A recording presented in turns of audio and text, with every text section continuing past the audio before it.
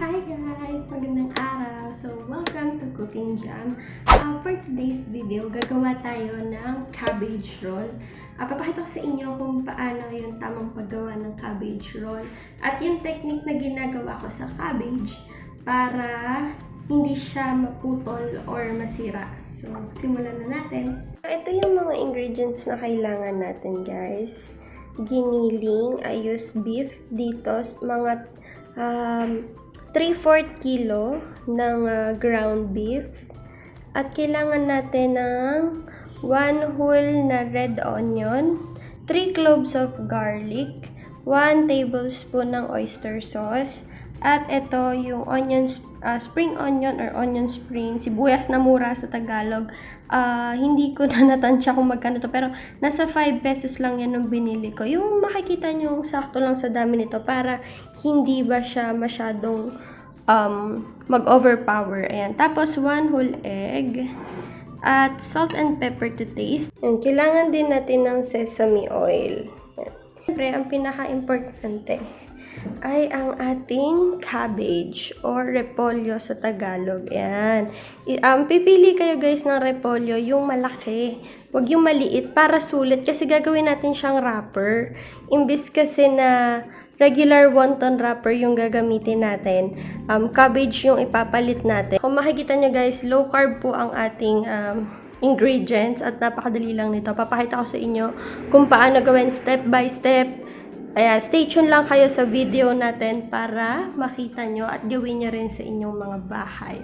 So ngayon, ituturo ko sa inyo yung tamang paghiwa ko sa cabbage para mahimay natin siya. Kailangan kasi to guys, yung cabbage pakuluan para lumambot. So bago natin pakuluan, nakikita nyo ba itong ilalim na to? Kailangan natin itong tanggalin. At para matanggal mo yan, kailangan mo ng kutsilyong manipis, hindi yung panghiwa na makapal. So ito yung gamitin natin. At simple lang to. Itutusok mo lang dyan. Ayan. Okay. Okay, tapos isa pa dito. Ayan, ganyan guys yung technique na ginagawa ko sa cabbage para hindi kayo hirap himayin kasi pagka dinare-diretso nyo ito ng himay, mahihirapan kayo dito, mapuputol yung cabbage. Ang technique ko is pakukuluan nyo muna bago natanggalin yung repolyo, himayin. Ayan, so tatanggalin lang natin siya. Pagkakadikit, wala pa. So kailangan pat-tulis yung ano nyo, yung pagtanggal nyo para magkadik-duktong-duktong yung hiwa sa loob. Let's see kung pwede na to. Ayun, kita nyo, natanggal siya. Ayan. Tapos makikita nyo sa loob, may matitira pa dito na konti or yung mas matigas pa na part. Kailangan nyo lang siya ulit tanggalin. Pero this time, dahan-dahan na kasi para hindi ma-damage yung dahon. Ang ginagawa ko pa dito, kasi di ba ang repolyo, maliit yung gitna. Papakita ko sa inyo mamaya para walang sayang dito sa repolyo na to. Much better na pipiliin yung repolyo, yung palapad, yung bilog, hindi ito. Kasi ito patulis. Maganda yung palapad kasi mas mabilis kayong makakatanggal. No? So, ayan, nakita nyo, oh, butas na. Wala na yung matigas na part. Mabilis na matatanggal tong mga dahon-dahon sa paligid. Pero, kailangan, pakuluan muna natin kasi malutong pa yung dahon niya. Pagka kumulo kasi ito, kukunat yung dahon. So, samahan nyo ko, pakukuluan na natin siya. So, ito yung repolyo na tinanggalan na natin ng loob kanina. Ilalagay natin siya pataob. So, yun yung tubig. Kasi, dahan-dahan kayo dito kasi kumukulo yung tubig. So, lalagay natin siya pataob. So, ito yung ginagawa kong technique para even yung luto sa repolyo. Ayan, itatagilid ko siya time to time para hindi lang puro ilalim yung naluluto. So, pagka nakikita nyo na mabilis maluto kasi outer part and then malaki siya, pag nakikita nyo na medyo translucent na yung kulay, alam nyo naman yung kulay ng repolyo, pagka ayan o, nakikita nyo naiiba na yung kulay. Yan. Tapos kusa naman yan guys na pwede nang kalasin. Mabilis lang yan. So, unahin nyo nang tanggalin para wag ma-overcook yung nasa outer part at ma-even lang yung luto natin. I-start na tong isa na maalis. Yan. Yan. Don't forget to like and subscribe to my channel nga pala. Yan. Cooking Jam. careful tayo kasi sobrang importante sa atin na hindi masira yung dahon kasi nga gagawin natin siya as wrapper.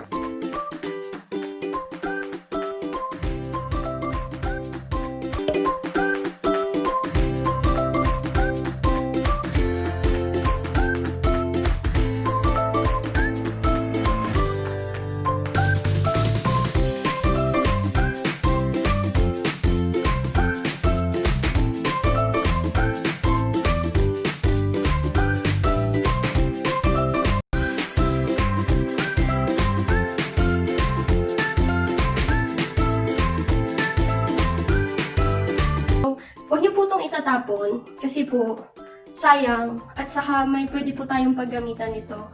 Pwede niyo po siyang hiwain ng maliliit pino at isama po dun sa palaman. Gaya po nung gagawin natin ngayon.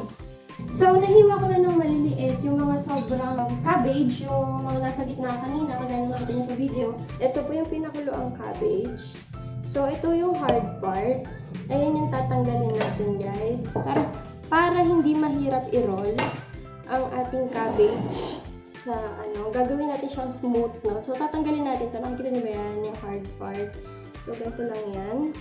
Kukunin niyo yung kutsilyo yung manipis and then i-cut nyo lang siya.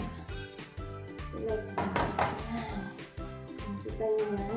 Manipis na. Okay? Lahat po ay gaganunin natin, no? Ayan. O, nakita nyo? Mabilis na siyang i-bend at i-roll. Iwain. Mag-uumpisa kayo dito, guys. Tapos, dahan-dahan nyo lang siyang ipipil. Ayun. See that? Okay, gawin natin sa lahat. Umpisahan na natin ngayon kung paano natin siya ipapalaman. Tapos, ilagay lang natin siya. Dami yan. Kung umpisahan nyo dun sa ayan, nakita nyo? Ito na po ang ating first cabbage roll. Lalagay lang natin sa ating lalagyan para maayos. Ito medyo malaki na, so gagawin natin. Kahit isa na lang siya. Okay, again, umpisahan nyo po dun sa matigas na part na tinanggalan natin kasi ito pa curve, so para magiging lock tong side na to. And so, roll, fold, and then roll. Okay, ayan. Kita nyo? Ang ganda ng resulta, diba? Ang cute na itsura niya.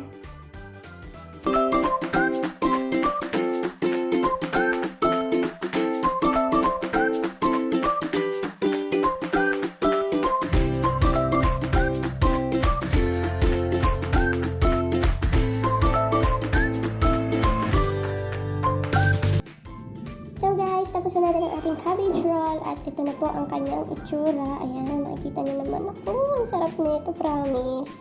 Ayan, kitang-kita nyo naman po na maayos ang ating pagkakabilog at even. So, time na po para i-steam natin siya. Dito natin isasalin or i-arrange yung ating cabbage roll para pagkakulong ng tubig, ipapatong na lang natin ito.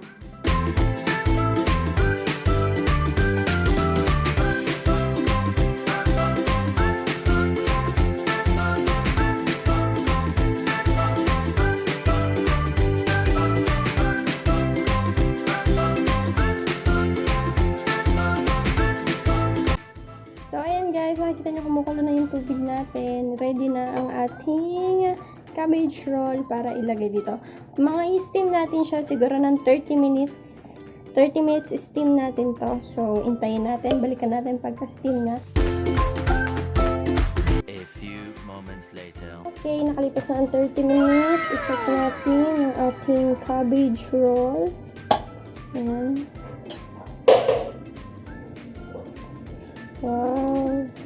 Luto na, guys. Napakasarap na ito. So, guys, ito yung Gyoza style. Maglalagay lang kayo ng butter sa pan.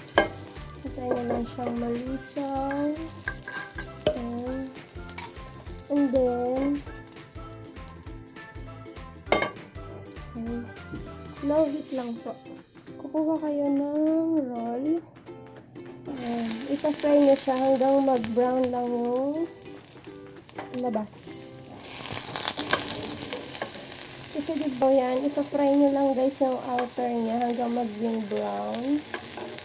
Ayan, kagaya nito, kita nyo yan.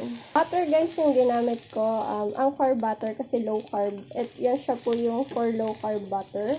Kung gagamit po kayo ng dairy cream, hindi po siya butter, siya po ay margarine. So, ayan. Ayan, nag-brown na siya, turn off the heat na. Okay na to. Ayan, perfect!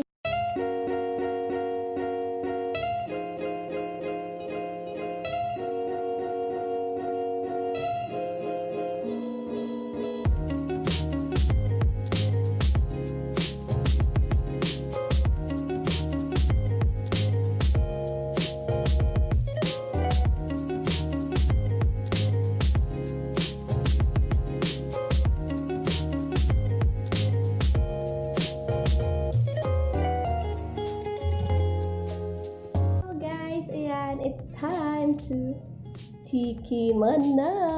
So, titikman na natin yung ginawa ko. Tikman na natin. Yan pa. Grabe, super sarap. Super sarap. Ayan, lalagyan natin ng toyo, calamansi sa loob. Ayan.